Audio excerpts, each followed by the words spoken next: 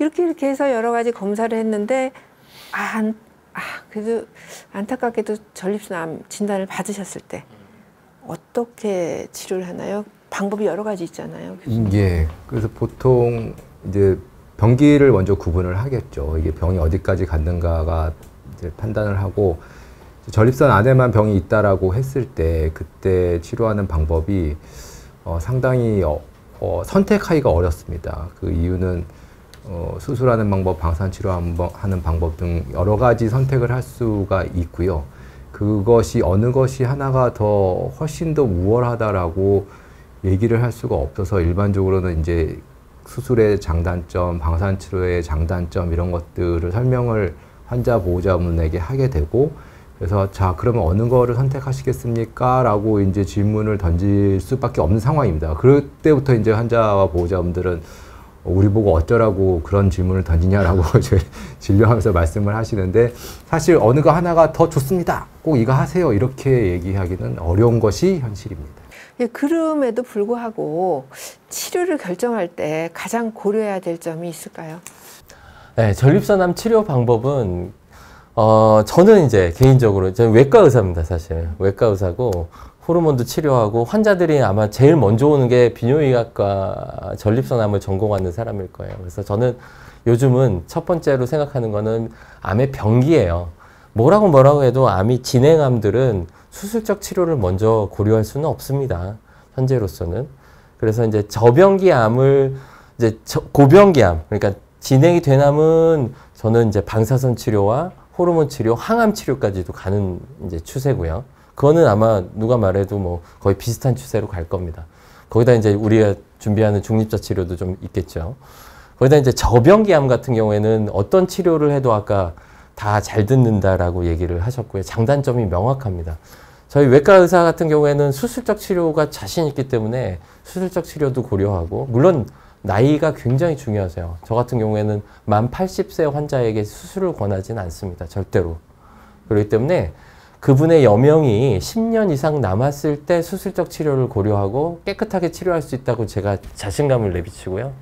그 다음에 그렇지 않은 경우 이제 좀 연세가 드신 경우는 좀 이렇게 할 수 있는 방법들을 편리한 방법, 그분이 지방에서 오셨나 뭐 이런 것들을 보면서 편리한 방법을 저희가 고려하게 됩니다. 거의 선택 자체의 기준점은 비슷합니다. 그래서 저는 개인적으로 환자의 나이와 전신적인 활성도, 그러니까 이분의 컨디션이 어느 정도인가에 따라서 치료 방향들을 많이 고려를 하는데요. 먼저 물론 이제 한훈 교수님께서 이제 수술의 위험성 등등등을 따지셔갖고 수술을 먼저 할 것인가 안 할 것인가 이거를 결정을 하시고 만약에 수술이 어렵다 하면은 뭐 방사선 치료하는 거는 그런 일반적인 그런 과정을 밟게 되고 그 처음에 이제 다시 앞으로 나와서 그러면 수술할 거냐 방사선 치료를 할 거냐 그 갈림길에서는 저는 추가로 하나 더 고려하는 것이 이분의 사회생활 정도를 좀 보거든요. 그래서 만약에 사회생활을 왕성하게 해야 되는 그런 상황이면은 좀 몸의 충격이 좀 덜한 방사선 치료를 먼저 고려는 하고 있습니다. 하지만 근데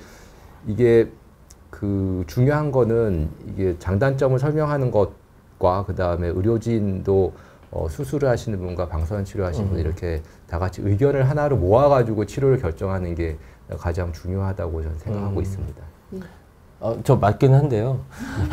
맞습니다. 맞는데 이게 수술이라는 거는 테크놀로지가 들어가는 작업이라서 저는 항상 그렇게 얘기해요.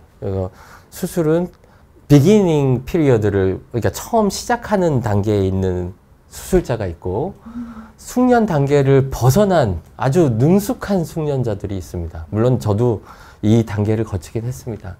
하지만 이제 저희가 보면 요실금이나 이런 문제들이 수술적인 게 요즘은 제가 자신 있게 얘기하거든요. 어디 나가서도요. 그래서 그 이유 중에 하나가 아까 얘기하신 것처럼 요실금의 확률이나 성기능 장애의 확률이나 이런 것들이 예전에 비해서는 상당히 많이 개선이 됐고 로봇 수술이 특히 로봇 수술이 나오면서 많이 개선된 건 사실입니다. 뭐 저도 100% 자랑할 수는 없지만 확신할 수는 없지만 그래도 요즘은 수술적 치료도 많이 권유는 하고 있습니다. 방사선 치료도 물론 좋고요. 저도 수술을 믿고 있습니다. 네.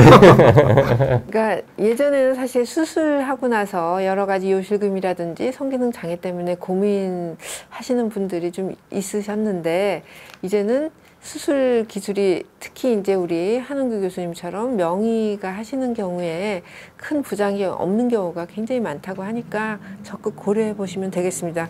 그런데 환자들이 또 사실 좀 선호하는 게 약물 치료로 약으로 안 돼 이러거든요. 좋은 질문이신데요, 사실. 이게 감염이 아닙니다. 감염 항생제 먹듯이 매달 먹어가지고 완치되는 건 아니고요. 이건 전립선 암이고, 우리 전립선 암은 항암 치료를 하게 돼 있지 않습니까? 원래 약은. 근데 이제 전립선 암은 좀 그렇지 않고요. 맨 처음에는 호르몬 치료를 하게 됐고, 호르몬 치료는 완치로 가지 않아요. 절대로.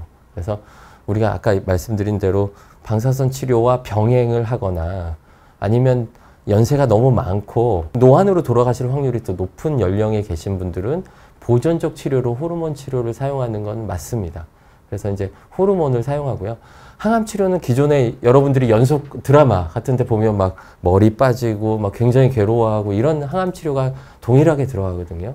그래서 그런 거는 좀 더 진행하면서 저희가 쓰고 있어서 초기에는 약물 치료는 적절치 않습니다. 그러면 수술을 말씀을 하셨는데 그냥 암에 걸리면 전립선 암에 걸리면 다 그냥 이렇게 제거를 합니까? 그것도 너무 재미있고 좋은 질문인데요. 저 같은 경우에는 이제 젊은 연령에서는 수술을 권유를 하고요. 저병기암입니다. 병기가 이제 1기, 2기, 3기, 4기가 있는데 3기 A까지는 수술을 권유를 하는 편이고요. 그 다음에 이제 3기 B서부터는 방사선 치료와 호르몬 치료를 하는 요법을 권유하고 있습니다. 물론 50세에 전립선암이 진행암이면 전립선도 떼고 방사선 치료하고 그 다음에 호르몬 치료예요. 왜 그러냐면 오래 살려야 되기 때문에 반드시 완치하고 싶다는 강력한 의지가 있기 때문에 젊은 연령에서 걸렸을 때는 무기를 많이 쓰는 거고요. 연세가 드신 다음에 걸렸을 때는 지금처럼 저 같은 경우에 기수로 보고 정합니다. 지금 보시는 사진은 저희가 이제 2.5cm, 25.19mm라고 되어 있는 저 부위가 전립선에서 암이 나타나 있는 부위고요.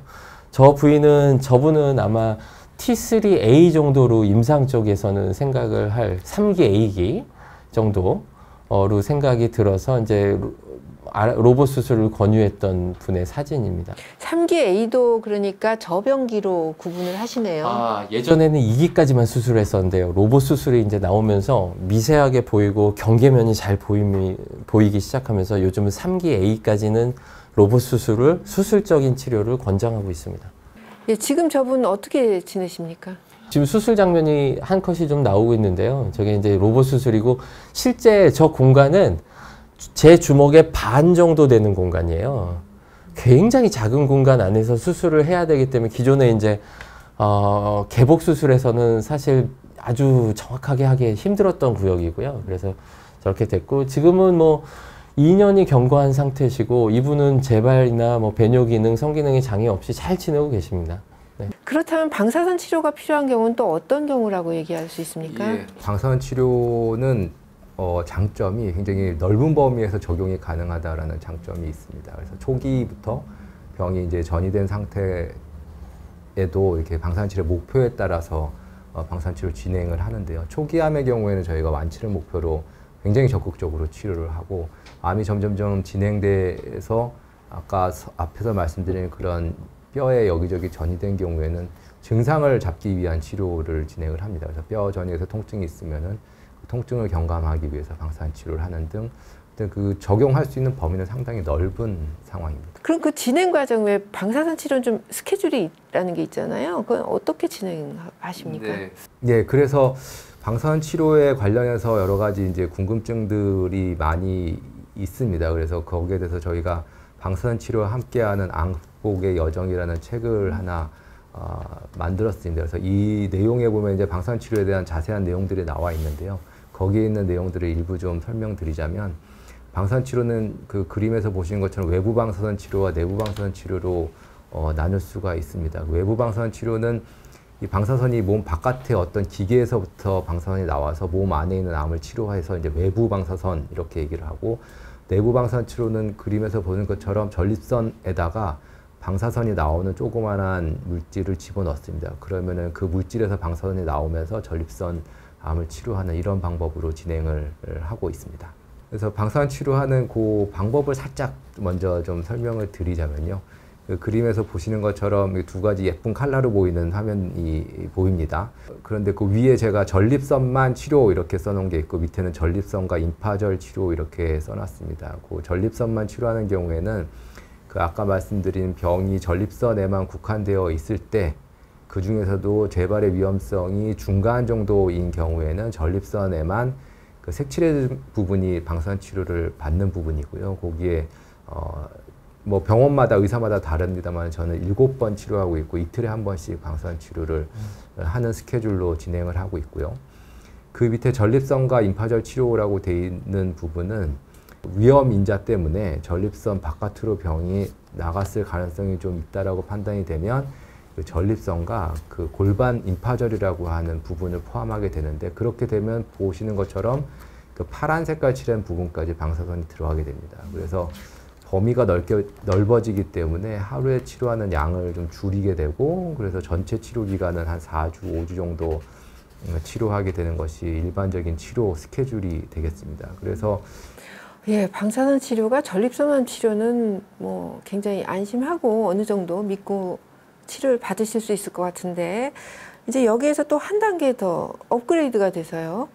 연세의료원에서 대한민국 최초로 중입자 치료기가 내년 봄부터 시작이 되잖아요. 네. 치료가 시작이 되는데, 이 중입자 치료를 활용하는 그 어떤 프로젝트라고 해야 되나요? 아니면 이 치료법, 이거 한번 좀 자랑해 주세요. 대한민국 최초라는데. 중입자를 하기 전에 이제 저희가 하고 있었던 그냥 방사선 치료의 그 과정, 역사를 살짝 좀 기술적인 부분을 봐야 되는데요. 이게 그림에서 보시는 것처럼 예전에 아주 초반 60년대 정도 될 겁니다. 그때 당시에는 그 저희가 그냥 엑스레이를 치료를 하는 기술조차도 굉장히 좀 좋지 않은 상황이어서 방사선의 효과를 많이 보기에는 어려움이 있었습니다. 근데 2000년대 들어오면서 이제 뭐 3차원 입체조형 치료, 그 다음에 더 지나서는 이제 IMRT라고 하는 세기조절 방사선 치료까지 계속 방사선 치료에 그 기술이 발전했습니다. 이 기술의 발전의 목표는 오로지 한 가지, 암에는 방사선을 강화해주고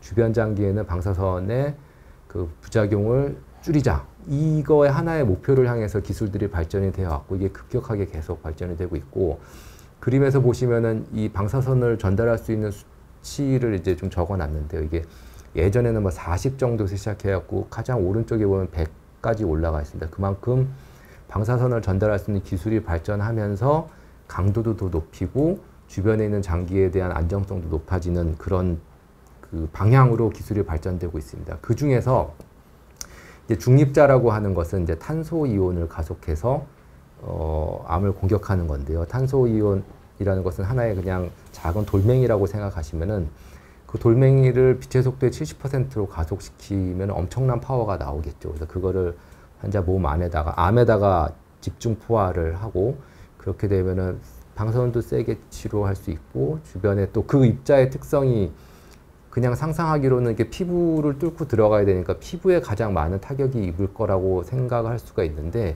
그 입자의 특성이 어느 일정 거리를 들어간 다음에 이렇게 폭탄 터지듯이 땅 터지는 그런 특성이 있습니다. 그래서 저희가 이 입자 치료, 특히 이제 중입자를 이용한 치료에서 상당히 많은 그 관심과 그다음에 효과에 대해서 기대를 하고 있는 이런 상황입니다. 네, 그러니까 빛의 속도의 70%면 어마어마하게 상상할 수 없이 빠른 속도로 큰 힘을 발휘해서, 네. 말하자면 암에만 정밀 타격을 하는 거라고 이해를 해도 되겠습니까? 예, 맞습니다. 예, 대단합니다. 기대가 뭐 크죠. 그러니까 뭐 내년 초부터 언제 정도부터 시작을 합니까?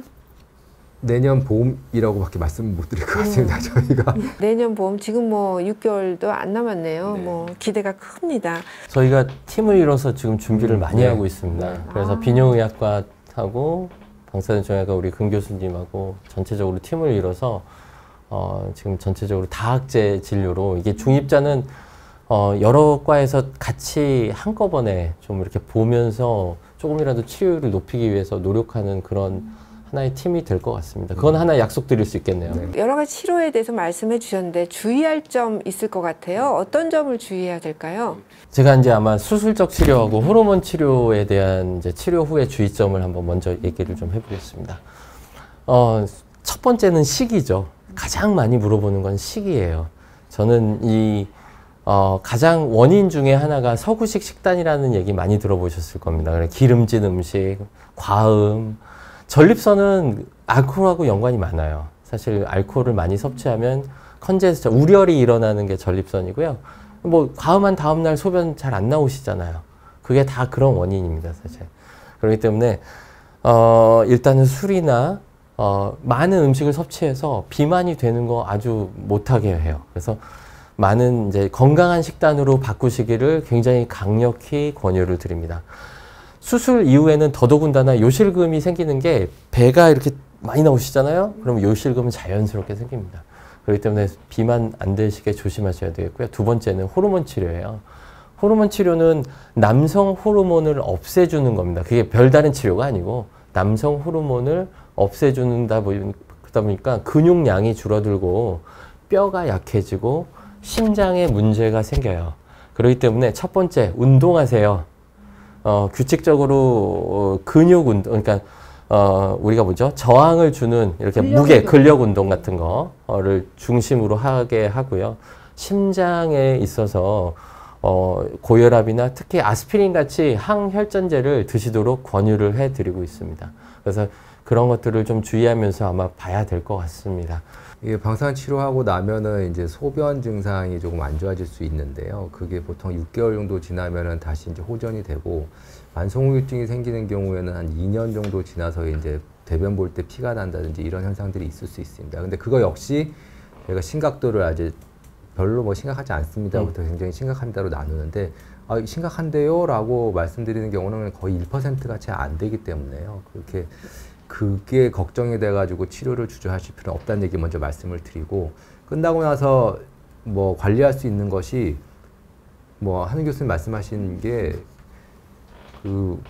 그거 말고 더 알려드릴 것도 없고 그거를 얼마나 잘 지킬 것인가를 고민을 하셔야 됩니다. 이게 뭐 소변 때문에 케겔 운동 열심히 하세요. 그러면 예, 그러고 나가셔가지고 그 다음에 얼마나 했어요? 그러면 뭐 까먹었죠. 뭐 이런 식의 그 반응들이 일반적이어서 뭐를 하면 됩니까를 여쭤보지 마시고 이걸 어떻게 하면은 잘 지킬 것인가를 고민하시는 게 정답입니다. 이런 증상이 나타나면 이때는 무조건 병원을 찾아야 된다. 이런 건 어떤 게 있을까요?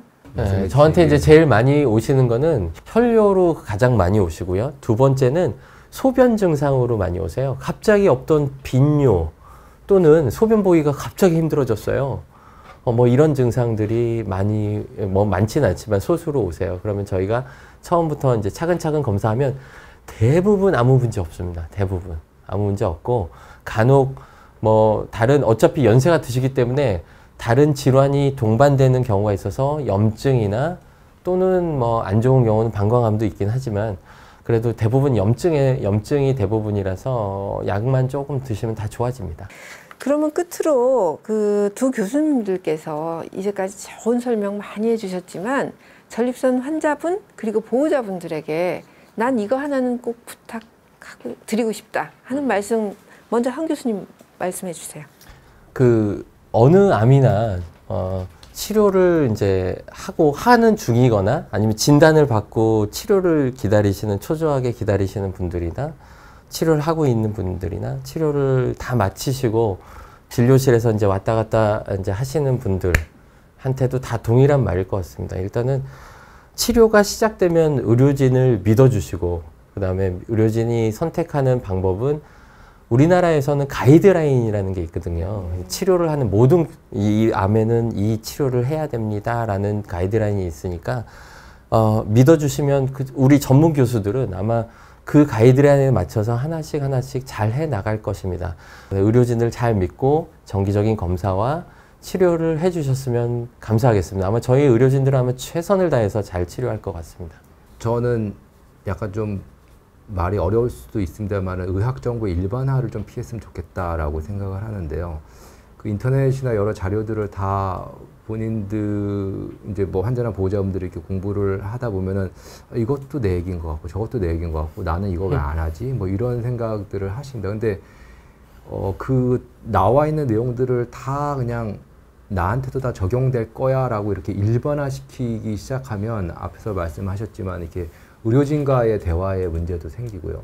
그 다음에 불필요한 그 갈등이라고 해야 될까요? 뭐 이거 왜 안 해주지? 뭐 이런 생각도 생기기 때문에 모든 치료라는 것은 그 환자분한테 맞는 치료를 고민하고 선택하는 것이 의사들의 몫인 거고 어떻게 할 건지를 환자 보호자가 같이 의견을 나눠서 결정을 해서 진행을 하기 때문에 주변에서들은 여러 가지 얘기들이 다 나한테도 해당된다 이렇게 일반화시키는 것이 정말 치료를 같이 해나가는 입장에서 방해가 된다라고 생각을 하고요.